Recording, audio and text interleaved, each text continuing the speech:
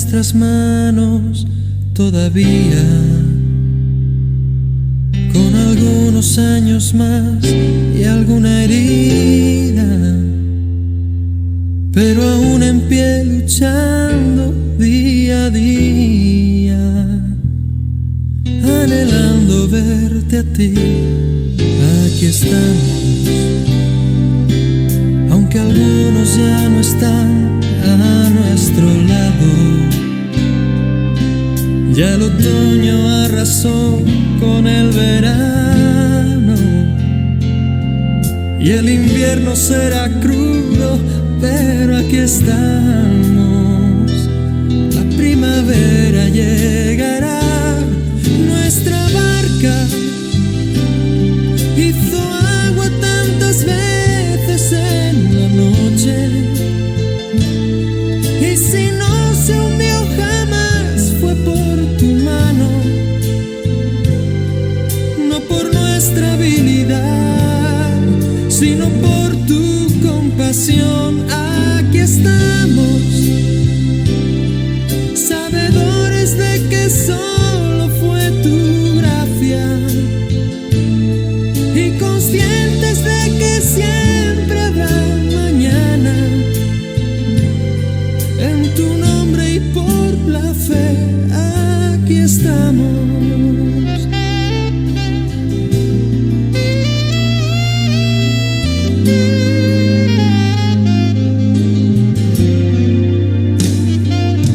Aquí estamos. Los recuerdos se me agolpan en la mente y en algún momento tu figura emerge. No sé cómo, pero siempre, siempre estás presente en el tiempo y el lugar.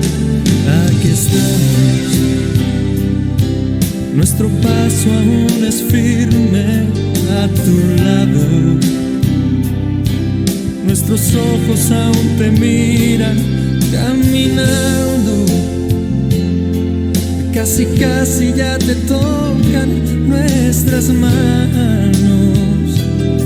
Llegaremos hasta ti, nuestra barca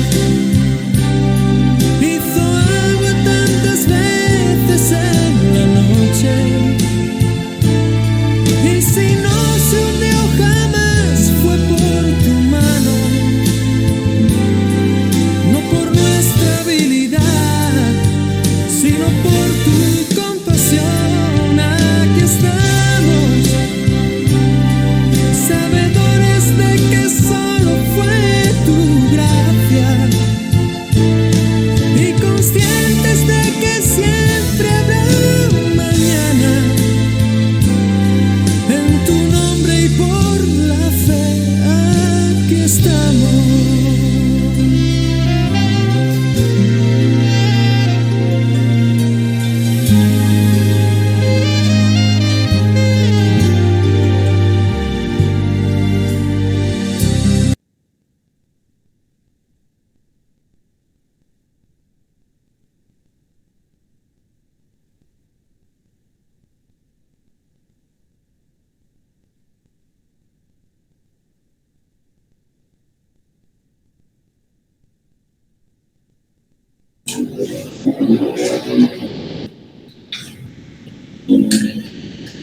No sabemos realmente cómo es que llegó el cristianismo a África. Sin embargo, algunas grandes posibilidades se han mostrado con respecto a la forma en la que éste se acercó hasta este lugar del mundo. Un verso predomina sobre el cristianismo en África, particularmente en la vida de Tertuliano, pero de los más de ellos no se agradó Dios, por lo cual quedaron postrados en el desierto. Mas estas cosas sucedieron como ejemplo para nosotros, para que no codiciemos cosas malas como ellos codiciaron, ni seáis idólatras como ellos. Y según está escrito, se sentó el pueblo a comer y a beber y se levantó a jugar. Ni forniquemos como algunos que fornicaron, ni cayeron en un día 23,000. Ni tentemos al Señor como también algunos de ellos lo tentaron y perecieron por las serpientes, ni murmuremos como algunos de ellos murmuraron y perecieron por el destructor. Y estas cosas les acontecieron como ejemplo y están escritas para amonestarnos a nosotros, a quienes han alcanzado los fines de los siglos. Amén. La vida de los cristianos inicialmente en Roma fue supremamente difícil, pero no fue el único lugar en donde el cristianismo fue perseguido. Otro lugar muy importante de la historia fue la ciudad de Cartago, en África Norte, en el norte de África, en donde la ciudad había alcanzado niveles de escolarización y de progreso supremamente grandes, sobre todo esto a causa de la cercanía con la ciudad de Roma, la cual se dice que era igual que Cartago. Parece que Cartago era una segunda Roma, un lugar donde el progreso parecía darse a todas luces y donde la sofisticación, el ingreso por carreteras, la culturización de las personas y los niveles alcanzó los puntos más prodigiosos del Imperio Romano. Un hombre apareció allí que nos queda marcado con este verso. Porque las armas de nuestra milicia no son carnales, sino poderosas en Dios para destrucción de fortalezas, derribando argumentos y toda altivez que se levanta contra el conocimiento de Dios y llevando cautivo todo pensamiento a la obediencia a Cristo, y estando prontos para castigar toda desobediencia cuando vuestra obediencia sea perfecta. En estas palabras encontró el rincón de lo sublime el famoso Tertuliano de Cartago. También nosotros vemos en este mismo tiempo el desarrollo de la ciudad de Cartago, aún en los tiempos de Tertuliano, los antes y los posteriores también, el desarrollo de esta ciudad prominentemente. Tertuliano es el primero de todos los escritores latinos que hizo eco en la iglesia por la defensa al cristianismo, aunque no perfecto y tampoco podríamos afirmar el tiempo hasta que él se mantuvo dentro del cristianismo, podemos afirmar que vivió dentro de un tiempo o durante un tiempo de bastante hostilidad. Aunque no sabemos cómo llegó el evangelio hasta el África del Norte, sabemos que esa franja, particularmente lo que hoy es Libia hasta Marruecos, con su centro de gravedad en lo que hoy es conocido como la ciudad de Túnez, podemos ver que hubo un desarrollo natural y cotidiano de cómo es que fue bajando el evangelio hasta alcanzar Egipto y posteriormente desde Egipto llegar hasta la ciudad de Cartago. Pero podemos decir que en el siglo II los cristianos en África se contaban por miles y miles.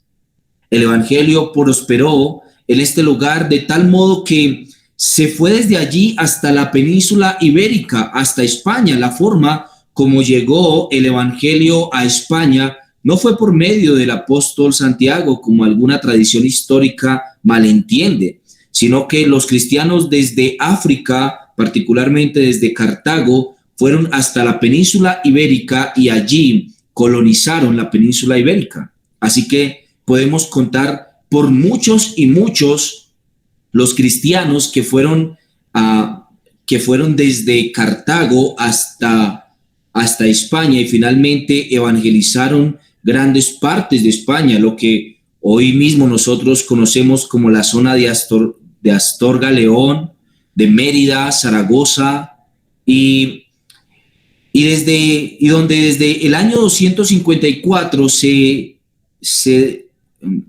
pueden contar algunas de los asentamientos cristianos más grandes de la historia del siglo II. Algunos de los que trajeron el evangelio hasta España desde el África podemos contarlos.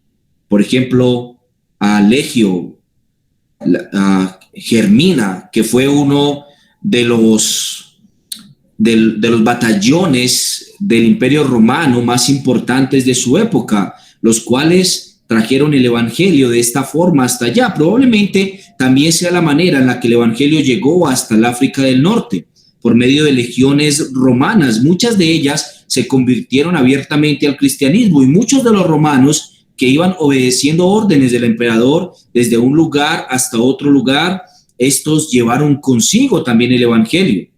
Posiblemente nosotros podemos encontrar algunos mártires de esta época, como por ejemplo el famoso Marcelo, el centurión, quien fue finalmente martirizado en Tánger por su fe cristiana. Algunos soldados mártires de la mencionada legión fueron Prudencio, Caledonio y también Emeterio. Al lado también del ejército romano tenemos algunos comerciantes que llevaron el Evangelio desde África del Norte hasta España, que fue algo estratégico en su proceso de cristianismo. El cristianismo llegó rápidamente a las ciudades más comerciales del Imperio Romano. Algunos mercaderes del África del Norte llegaron hasta la península ibérica y finalmente evangelizaron esta península. Dos de ellos todavía lo recordamos: Cucufate y Félix, quienes fueron martirizados finalmente en Barcelona y en Gerona respectivamente. Félix era en realidad un misionero africano disfrazado de comerciante. Este llegó hasta este lugar del mundo, a la península, a traer el Evangelio en forma de comercio, y mientras comerciaba, también predicaba el Evangelio. Se cuenta que predicó el Evangelio en Barcelona, en Ampurias y en Gerona. Cucufate, o como también se le conoce como Cugac, nació en Escelis, de padres nobles y cristianos, y fue de África a Barcelona también, por las ciudades de donde proceden los mártires de la persecución de Diocleciano: Barcelona, Gerona, Zaragoza, Valencia, Calahorra, León, Mérida, Sevilla, Alcalá de Henares, Córdoba y Toledo. Se le atribuye al evangelismo de este grupo de mercaderes durante el siglo II. Habían grandes progresos en estos, y se menciona que en la parte costera de la península ibérica se contaban los cristianos por miles a causa del proceso mercantil que se desarrollaba en ellos. Los historiadores todavía encuentran esta forma de llegar el evangelio hasta España y la península ibérica por medio de los mercaderes norteafricanos. Así que África fue un lugar de bastante prominencia en su momento, en el cual nosotros podemos contar por cientos o por miles a los cristianos que fueron convertidos en este lugar. Aunque hoy en día el norte del África no es más que la desolación de un mundo musulmán que no se encuentra más que los despojos y los escombros de las luchas del Islam, fue en su momento uno de los pilares más importantes del cristianismo. Cartago fue el lugar de nacimiento de Tertuliano. Sabemos que aquellas fechas la población era supremamente numerosa y estaba compuesta al menos por 3 grupos de personas. Los primeros eran los romanos. Mayormente entre este grupo se contaban los cristianos, mayormente entre los romanos. Además de esto se encontraban los fenicios o púnicos, que formaban parte de la clase media, y finalmente los bereberes, o también conocidos como indígenas, que habían venido y eran agricultores agricultores y campesinos, la mayoría de ellos que venían de huir del proceso del desierto del Sahara, que se encontraba finalmente colocándose como tal, como desierto, estaba en su proceso de deserción. Así que finalmente estos bereberes van hacia esta zona y finalmente son los más olvidados de todos. 3 lenguas también se hablaba de acuerdo a las clases sociales. El latín era la lengua de las clases más pudientes. Luego, después de esto, también vemos que había griegos entre ellos que todavía mantenían su lengua, y también habían muchas lenguas entre los bereberes que nosotros no podríamos citar directamente cuántas, pero sabemos que eran muchas porque venían de la parte de la India, en donde todavía no había unificado un idioma como tal, y el Imperio Romano no había alcanzado su culturización de esta zona más apartada del imperio.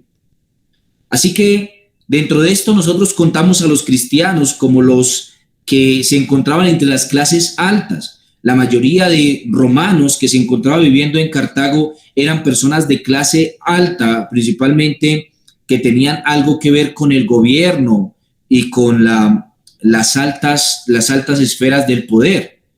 Además de esto, muchos cristianos habían huido de Roma en medio de las persecuciones, principalmente en la persecución de Diocleciano, y se habían hecho parte de la ciudad de Cartago, y muchos se encontraban en esta ciudad y eran influyentes en esta ciudad. Mayormente se menciona la ciudad de Cartago como una ciudad tranquila, donde los cristianos podían vivir sin persecución, y donde lo hicieron así durante mucho tiempo, hasta el momento donde también comienza la persecución de Diocleciano, donde la gente podía matar a los cristianos casi que por cualquier cosa.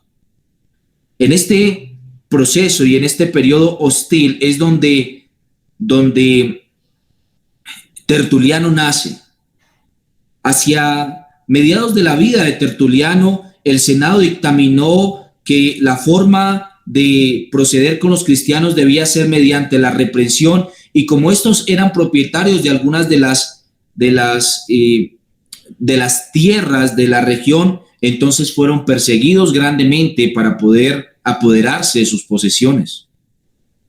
Mayormente, durante este tiempo hubo muchos levantamientos de grupos hostiles, principalmente conformados por bereberes, que eran algunos campesinos que estaban reclamando sus derechos a tierras, puesto que estos en su mayoría no poseían tierras, pero el grupo social de los romanos eran personas acaudaladas, mayormente dueños de grandes porciones de tierra, contra los cuales lucharon entonces no solamente el imperio y también la clase baja de entre los bereberes, que no habían poseído todavía ningún tipo de propiedad.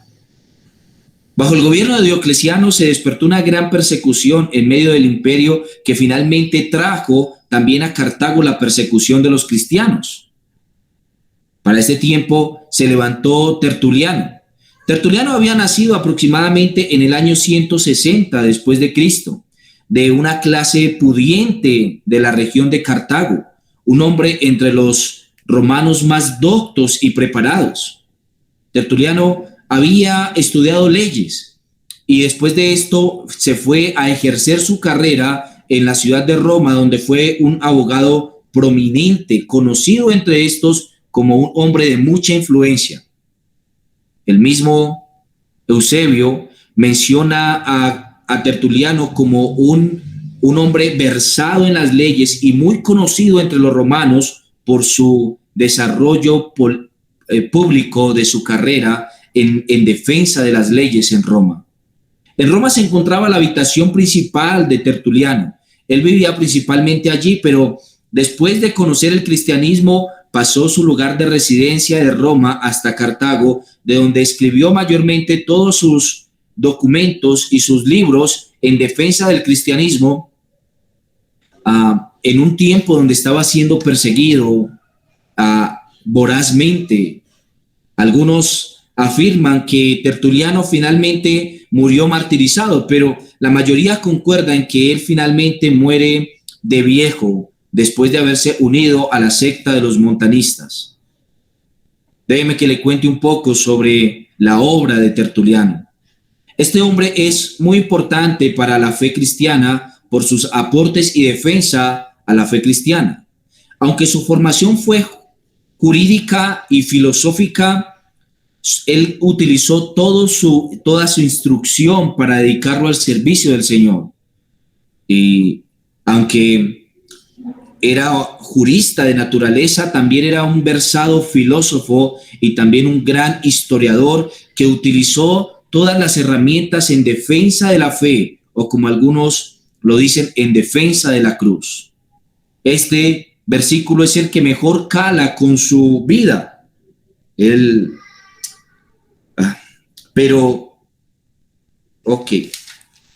el que más cala con su vida. En 2 de Corintios, en el capítulo número 10, se le ha atribuido constantemente a lo que podría resumir la vida de Tertuliano, porque las armas de nuestra milicia no son carnales, sino poderosas en Dios para la destrucción de fortalezas, derribando argumentos y toda altivez que se levanta contra el conocimiento de Dios y llevando cautivo todo pensamiento a la obediencia a Cristo. Era buen conocedor del griego y el latín propio de personas cultas como él. Él tomó la ley romana, los argumentos del derecho y unido con la filosofía y la literatura, escribe en defensa del cristianismo de una forma versada, pero también contundente. Algunos lo han apodado como el gladiador de la palabra. Tertuliano arremete contra los jueces de su época, convenciéndolos por todos los medios de que las maneras en las que ellos están tratando a los cristianos no están justificadas por las leyes romanas y no se encuentra tampoco afianzado en los principios de la ley y el derecho. Él arremete entonces contra los jueces, mostrándolos como más culpables que aquellos que son los que ejecutan la muerte como tal del pecador, o de este caso, la muerte del delincuente. También se menciona Tertuliano en sus defensas del cristianismo, la labor que los jueces tienen al momento de juzgar al malo, dándole un justo juicio, pero muestra cómo efectivamente los jueces se dejan llevar por los pensamientos de la plebe y estos no están operando justicia como deben, por lo cual son mucho más culpables que cualquiera de los que matan a los cristianos. Además de esto, también los cuenta como culpables, a diferencia de aquellos que ellos sentencian a muerte, a los cuales defiende como inocentes. Comparte también Tertuliano un pensamiento como lo hacemos nosotros el día de hoy, de que no se trata de una lucha realmente entre clases sociales, una lucha entre seres humanos, sino que él comparte el pensamiento de que la lucha realmente es contra Satanás. Él cree que el cristiano realmente está luchando contra los demonios que quieren acabar con ellos.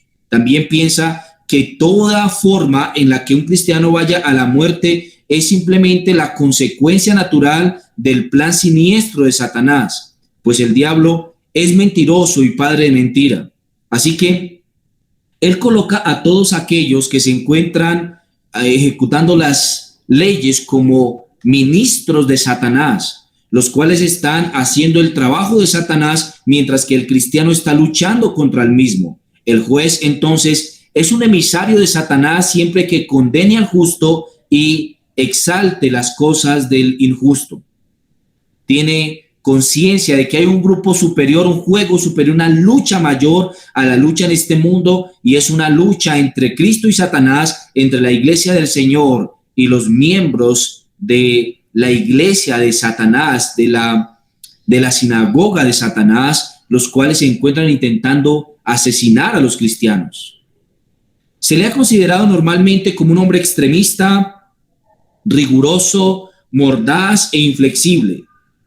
Y en relación con lo que él ha hecho en su vida, nosotros podríamos verlo como un hombre idealista, y su amor a la verdad y a la justicia finalmente la muestra como algo pisoteado a causa de que los jueces y magistrados se encuentran operando a favor de la injusticia, aún sabiendo que si hay un crimen por el cual puede ser culpado el cristiano, es solamente ese: ser llamado cristiano.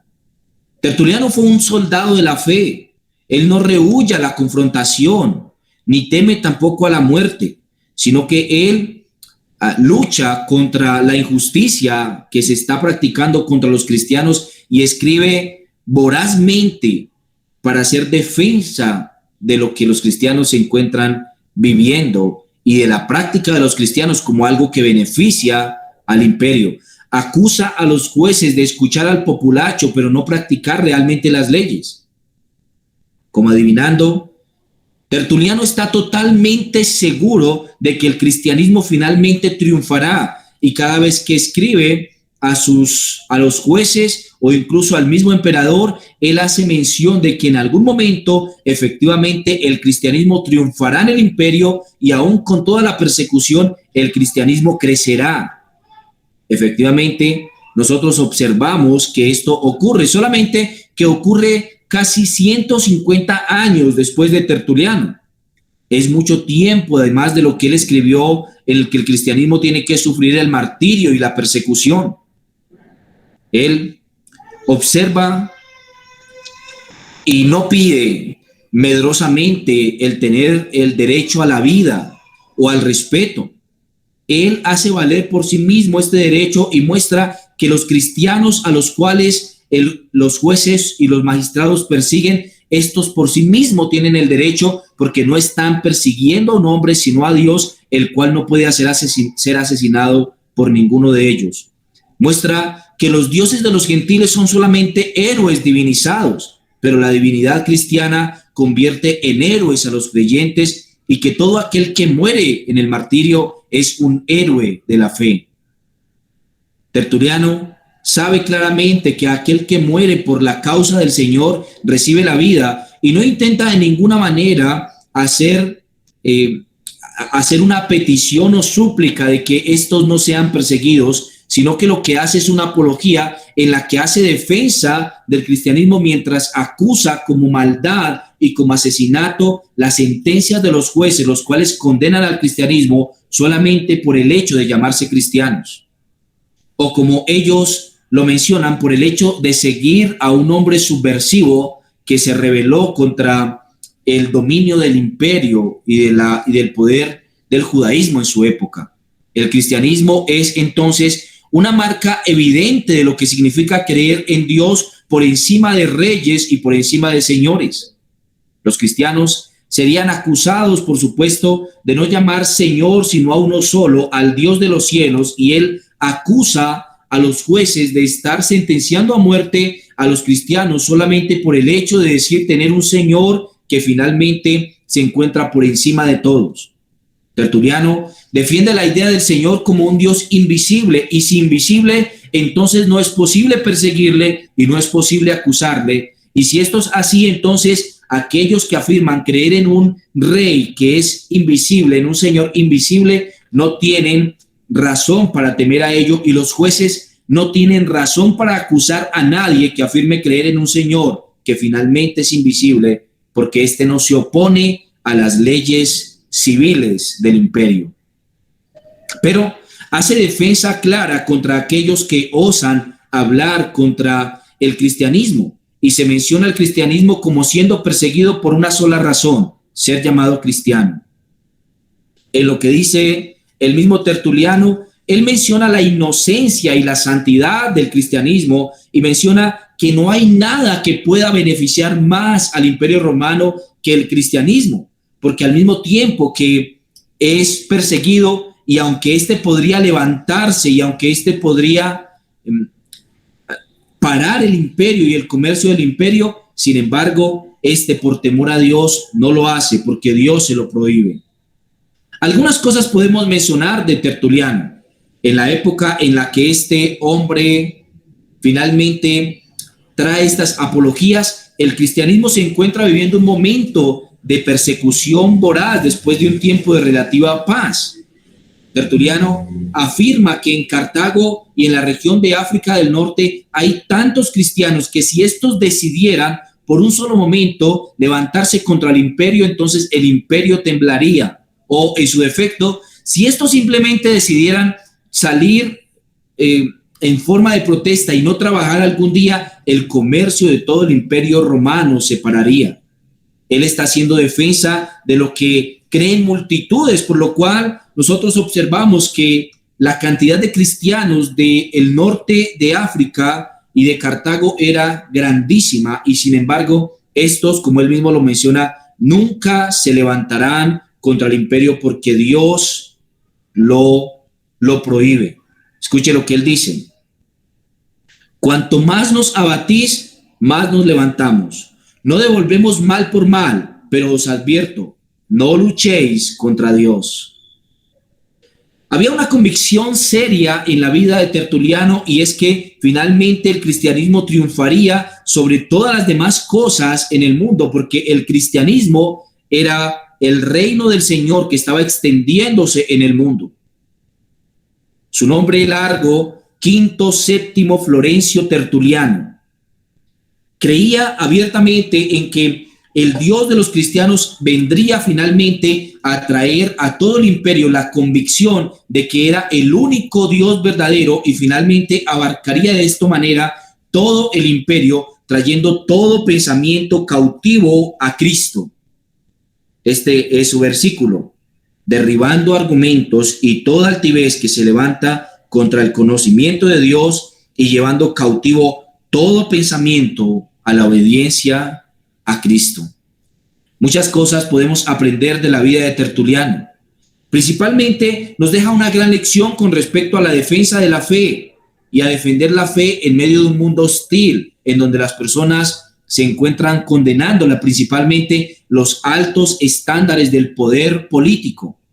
Cuando dentro de estas esferas, aunque en la plebe, en el pueblo, haya muchos cristianos, Tertuliano nos enseña que aunque no tienen razón para ser perseguidos, ellos tampoco pueden levantarse o se levantan contra el imperio, porque esto no es a lo que Dios los ha llamado. En la mención de Tertuliano, el cristiano pertenece a otro reino y por ende no se levanta contra este reino y el reino de este mundo. Escuche lo que al parecer menciona Tertuliano en su famosa defensa contra el martirio de los cristianos. Él dice esto: no tenemos ningún Señor sino Dios. Él está ante usted y no puede ocultarse de usted, y sin embargo usted no le puede hacer ningún daño. Pero esos a quienes considera como señores son solo hombres, y un día ellos mismos deben morir. Por contra, esta comunidad será eterna, puede estar seguro. Justamente en el tiempo de su abatimiento se levantará con más poder. Todos los que han presenciado la noble paciencia de sus mártires, como golpeados con dudas, han sido inflamados con el deseo de examinar la materia en cuestión, y tan pronto como conocen la verdad, se enrolan directamente como sus discípulos. Fin de la cita. Esta es en el escrito de Tertuliano a Escapulam, en el capítulo 5. ¿Acaso no fue Tertuliano quien acuñó la famosa frase: semilla es la sangre de los cristianos? Por supuesto que él tenía el convencimiento de que cada gota de sangre derramada por los cristianos era semilla para la expansión de la fe. Él mismo aparentemente fue convencido a la fe a través de su proceso y el desarrollo de su carrera como cristiano. En el desarrollo de su fe como cristiano, Tertuliano mismo llegó a este convencimiento aparentemente al observar la forma en la que eran juzgados los cristianos. Esto le llevó a inquirir sobre la razón por la cual ellos iban al martirio y estaban siendo asesinados, y en medio de la búsqueda de la razón, él mismo es convencido por la fe cristiana y se convierte al cristianismo. La conversión de Tertuliano tuvo que haber tenido lugar en la ciudad de Cartago y no en Roma, en donde él tenía su habitación habitual o su residencia habitual. Y es demasiado tentador imaginar las circunstancias. Lo más probable es que en el desarrollo de su profesión en la ciudad de Roma y luego residiendo en Cartago, estudió la razón por la cual los cristianos eran juzgados y estaban dispuestos a ir al martirio, y finalmente, al escuchar y al entender esto, él mismo es convertido al cristianismo. Después de convertido al cristianismo, Tertuliano se dedica casi que exclusivamente a escribir grandes y abiertas afirmaciones a favor del cristianismo, algunos de los libros en defensa del cristianismo, otros en contra de las herejías. Él había recibido el mejor tipo de educación literaria romana, que lo constituía en un maestro de latín y maestro del griego también. Era maestro de muchos y respetado por muchos al ser defensor en las altas cortes en casos importantes. Así que fue conocido como un gran jurista.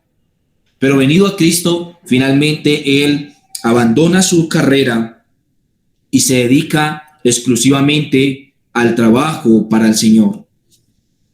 Fue nombrado como pastor de la iglesia de Cartago alrededor del año 200 y finalmente él abandona el oficio de pastor y se une a la secta de los montanistas en el año 206, esto por la rigurosidad moral de la secta de los montanistas.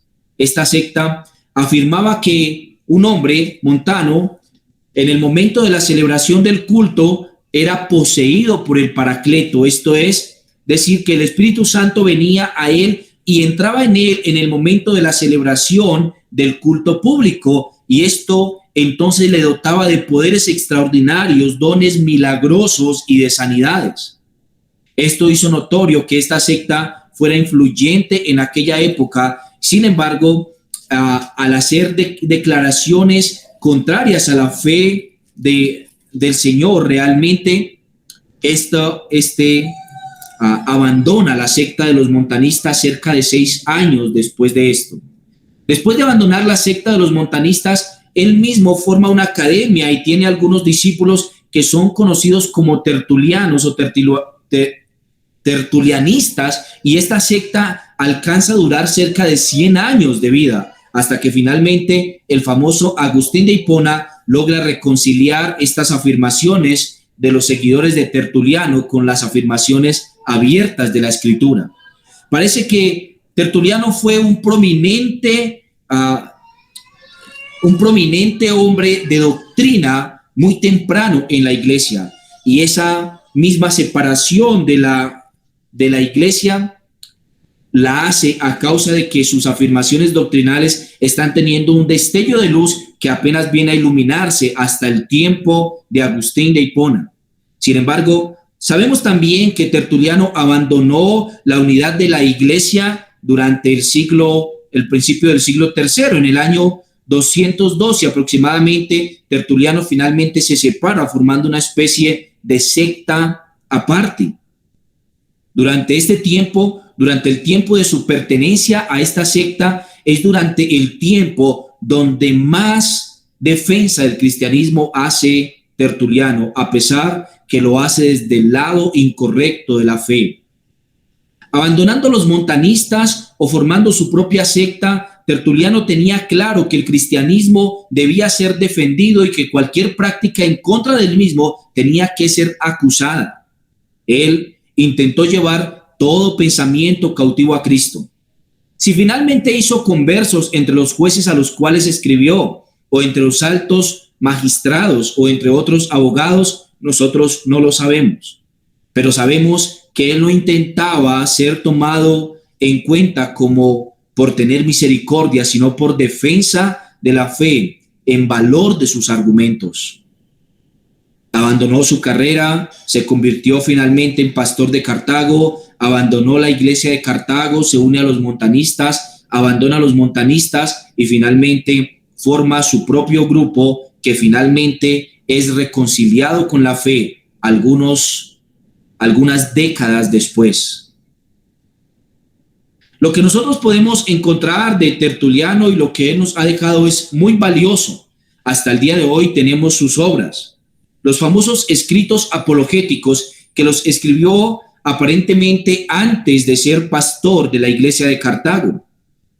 Luego, sus escritos controversiales con respecto a la oración, el bautismo, la penitencia, la participación pública de los eventos civiles, la cultura y la participación de las mujeres en el culto público, la idolatría, la paciencia, la exoneración de los pecados, la prescripción de las herejías y el martirio. Algunas de las obras que escribió Tertuliano, que aportan grandes una gran discusión al cristianismo, le han traído gran madurez al cristianismo al tener que debatir con respecto a estos temas y observar desde la Escritura cuáles son las afirmaciones que Dios ha hecho con respecto a ellas. Muchas cosas podríamos aprender con respecto a esto. Aún dentro de la secta de los montanistas, él hizo algunos escritos, primeramente en defensa de la iglesia y de sus enseñanzas contra los jueces, con respecto a la corona y al gobierno civil, con respecto a huir de la persecución o la exhortación al castigo y también a la castidad. Se cree que finalmente Tertuliano se unió a la secta de los montanistas porque estos tenían mayor rigurosidad en cuanto a la castidad y en cuanto a la sexualidad. Muchos cristianos todavía debatían con respecto a esto mientras él veía una secta rigurosa. Algo muy parecido pasó con Flavio Josefo al alabar a los famosos ascetas, la secta de los ascetas que finalmente se iba lejos a las montañas para huir de toda la contaminación de las ciudades y del mundo, que no se casaban ni comía nada que tuviera buen sabor, porque esto era algún tipo de placer del que debía huirse. Pero finalmente, y vemos que por la gracia de Dios, después de este tiempo, Tertuliano sale de los montanistas y finalmente forma su propia línea de pensamiento. Creemos que es un desarrollo temprano de un pensamiento que finalmente viene a concluir en el pensamiento que va aclarando y que aclara finalmente Agustín de Hipona. Muchas cosas podemos aprender de la vida de Tertuliano y yo quisiera mencionar algunas aplicaciones para nosotros y para nuestra vida. La primera de estas menciones que quiero hacer para nuestra vida es con respecto a abandonarlo todo para seguir al Señor. Esta es un bien apreciado para el Señor, todavía en nuestro tiempo. No hay muchas personas que estén dispuestas a abandonar lo que son para seguir al Señor. Muchas personas intentan hacer una especie de mezcla entre ambas cosas y hacer una especie de pequeño equilibrio entre seguir al Señor y seguir desarrollando su vida en este mundo. Tertuliano hizo lo opuesto, abandonando su gran carrera portentosa y además de esto reconocida como abogado y finalmente sirviendo al Señor con su vida. Además de esto, en su propia lucha por la verdad se evidencia cómo, a pesar de todas las comodidades que él tiene y de pertenecer a una clase social elevada dentro de la ciudad de Cartago, sin embargo, no tuvo esto como cosa que aferrarse, sino que lo abandonó para seguir al Señor. A él no le importó su clase social o sus posesiones o su carrera, él siguió al Señor. Entiendo por la forma en la que actúa el Señor que aún en nuestro tiempo hay un gran valor en este tipo de actitudes. El seguir primeramente al Señor aún a pesar de las cosas que podríamos conseguir en este mundo y seguir en este mundo. Es un llamado que no todos reciben. Al que les sea dado, que lo reciba. Además de esto, de la vida de Tertuliano, podemos extraer un gran pensamiento con respecto a su seguridad en el avance del reino de los cielos. A pesar de la hostilidad del imperio, a pesar de las persecuciones de Diocleciano, a pesar de los dictámenes del Senado, a pesar de las persecuciones de los diferentes cargos militares de su ciudad, él no tuvo esto como algo a lo que debería tenerle temor, sino que él escribió a pesar de eso. Él no tuvo temor de defender el cristianismo aún en medio de los círculos más elevados del pensamiento y de la sociedad, en medio de los jueces. Él no tuvo temor de exponer las afirmaciones del cristianismo delante de aquellos que fueron sus perseguidores. Él no tuvo temor del evangelio. Pablo dijo en Romanos capítulo 1 que no se avergonzaba del evangelio porque era poder de Dios para salvación a todo aquel que cree. Y esto es algo que podemos extraer de su vida. No hubo temor de exponer el evangelio delante de todo aquel que que se oponía a él.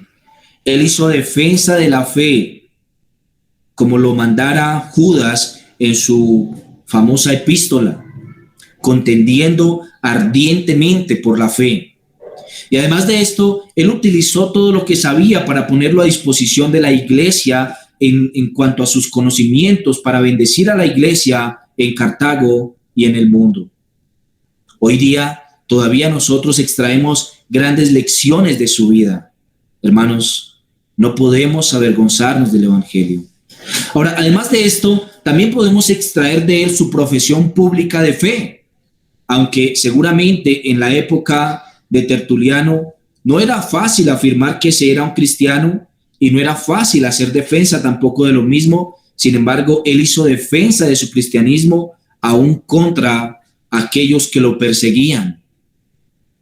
Él expuso su vida para la gloria de Dios. Entendió que el reino avanzaría, sí o sí, una premonición que apenas viene a cumplirse hasta el año 320 aproximadamente, cuando Constantino enuncia la religión cristiana como la religión oficial del Estado. Pero en todo ese tiempo la iglesia continuó siendo perseguida, y ya de antes Tertuliano tenía seguridad que aún en medio de un gobierno perseguidor, la iglesia avanzaría y finalmente lo abarcaría todo. Algunos han acusado a Tertuliano por ser un entusiasta y por ser un futurista, que veía todo como que tendría éxito al final. Pero por supuesto que la actitud de un cristiano no puede ser mejor. Nosotros sabemos que el reino del Señor avanza aún en medio de las persecuciones, y aún en medio de la gran persecución, el reino del Señor avanzará todavía. Hermanos, dejarlo todo para el Señor, hacer pública nuestra profesión de fe, no tener vergüenza del Evangelio, todas estas cosas son cosas particulares que, por la gracia de Dios y para la gloria del Señor, nosotros podemos replicar. ¿Y tú? ¿Cómo puedes aplicar la vida de Tertuliano a tu vida? ¿Hay temor del Evangelio? ¿Hay temor de hacer defensa del Evangelio? ¿Hay temor de tomar decisiones para la gloria de Dios? Si es así, entonces mira la vida de Tertuliano y cree y actúa. Padre, gracias por la vida de Tertuliano y su obra.